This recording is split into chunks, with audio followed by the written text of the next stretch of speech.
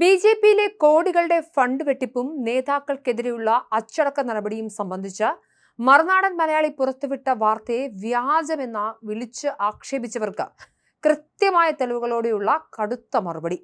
പാർട്ടിയിൽ അച്ചടക്ക നടപടി ഉണ്ടായതും സർക്കുലർ ഇറങ്ങിയതും 100% ഉറപ്പുവരുത്തിയാണ് മറുനാടൻ വാർത്ത നൽകിയത്. വാർത്തയിൽ നൽകിയ ഫയൽ നമ്പർ അടക്കമുള്ള വിവരങ്ങൾ പൂർണ്ണമായും സത്യമാണ്. എന്നാൽ മുൻപ് ഈ കത്ത് മറുനാടന് കൈമാറിയ സോഴ്സ് ആർട്ടിഫിഷ്യൽ ഇന്റലിജൻസ് ഉപയോഗിച്ച് അതിന്റെ കളർ മാറ്റിയാണ് നൽകിയത്.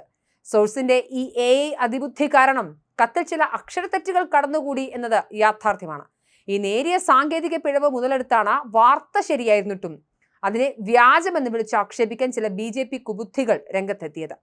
കത്തിന്റെ നിറവും അക്ഷരത്തെറ്റും കാണിച്ച് കോടികളുടെ അഴിമതി മൂടിവെക്കാം എന്നായിരുന്നു ഇവരുടെ മോഹം. എന്നാൽ മറുനാടൻ നടത്തിയ കൃത്യമായ അന്വേഷണത്തിൽ നിറവ്യത്യാസമോ AI വരുത്തിയ അക്ഷരത്തെറ്റുകളോ ഇല്ലാത്ത യഥാർത്ഥ ഒറിജിനൽ കത്ത് ഇപ്പോൾ ലഭ്യമായിരിക്കുകയാണ്.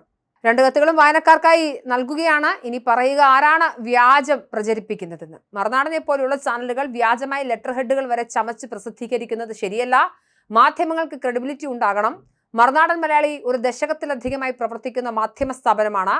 വാർത്തയ്ക്ക് എരിവും പുളിയും പകരാൻ ഇങ്ങനെ ചെയ്യുന്നത് ശരിയല്ല. ആ ലെറ്റർ വ്യാജമാണ്.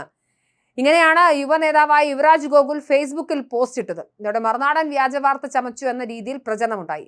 അക്ഷരത്തെറ്റും കളർമാറ്റവും സോഴ്സിന്റെ പണിയായിരുന്നു. പക്ഷേ വാർത്ത 100% ശരിയായിരുന്നു. അതായത് BJPയിൽ തെരഞ്ഞെടുപ്പ് സമയത്ത് കേരളത്തിലെ പ്രമുഖ നേതാക്കൾ ഫണ്ട് തട്ടിപ്പ് നടത്തി എന്നുള്ളത് യാഥാർത്ഥ്യമാണ്. എന്തായാലും അതൊക്കെ ഔദ്യോഗിക രേഖകളാണ്. നിയമസഭാ തെരഞ്ഞെടുപ്പ് പൂർത്തിയായതിന് തൊട്ടു പിന്നാലെ സംസ്ഥാന BJPയിൽ സാമ്പത്തിക തിരിമറി ആരോപണവും ഫണ്ട് വിവാദവും കത്തുകയാണ്. തെരഞ്ഞെടുപ്പ് ഫണ്ടിൽ നിന്നും 12 കോടി രൂപയുടെ ഭീമമായ തട്ടിപ്പ് നടന്നതായി കേന്ദ്ര നേതൃത്വത്തിന്റെ ഓഡിറ്റിംഗ് സംഘം കണ്ടെത്തിയതിന് പിന്നാലെ അന്വേഷണം കൂടുതൽ മുതിർന്ന BJP നേതാക്കളിലേക്കും നീളുന്നതായാണ് റിപ്പോർട്ടുകൾ.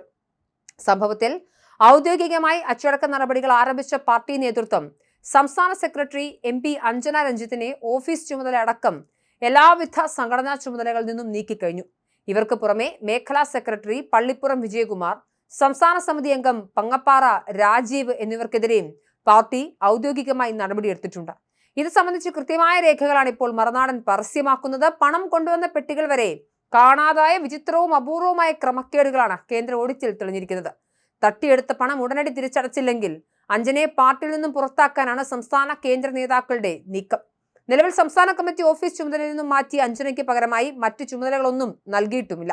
മുഖ്യധാരാ മാധ്യമങ്ങളെല്ലാം ഈ അഴിമതി വാർത്ത കൊടുത്തിട്ടുമുണ്ട്. 12 കോടിയുടെ വൻ സാമ്പത്തിക ക്രമക്കേടിൽ ഇപ്പോൾ നടപടി നേരിടുന്നവർ കേവലം കണ്ണികൾ മാത്രമാണെന്നാണ് പാർട്ടിക്കുള്ളിലെ സംസാരം. ഫണ്ട് വിതരണത്തിലും അത് കൈകാര്യം ചെയ്തതിലും നേരിട്ടിടപെട്ട സംസ്ഥാനത്തെ ഒരു മുതിർന്ന BJP നേതാവിന്റെ അനുമതിയോടെയാണ് ഇത്തരം വലിയ തോതിലുള്ള തിരിമറി നടന്നതെന്നാണ് സൂചന. ഇയാളിലേക്ക് കേന്ദ്ര ഓഡിറ്റിംഗ് സംഘവും പാർട്ടിയുടെ അന്വേഷണ മുനയും എത്തുന്നതോടെ വരും ദിവസങ്ങളിൽ സംസ്ഥാന BJPയിൽ കൂടുതൽ പ്രമുഖ നേതാക്കളുടെ തലയുരുളുമെന്നാണ് സൂചന. സാമ്പത്തിക ക്രമക്കേടും അതിന്മേലുള്ള അച്ചടക്ക നടപടിയുടെ ഔദ്യോഗിക കത്തുകളും പുറത്തു വന്നതോടെ BJPക്കുള്ളിൽ കടുത്ത പുകച്ചിലും വടംവലിയുമാണ് രൂപപ്പെട്ടിരിക്കുന്നത്.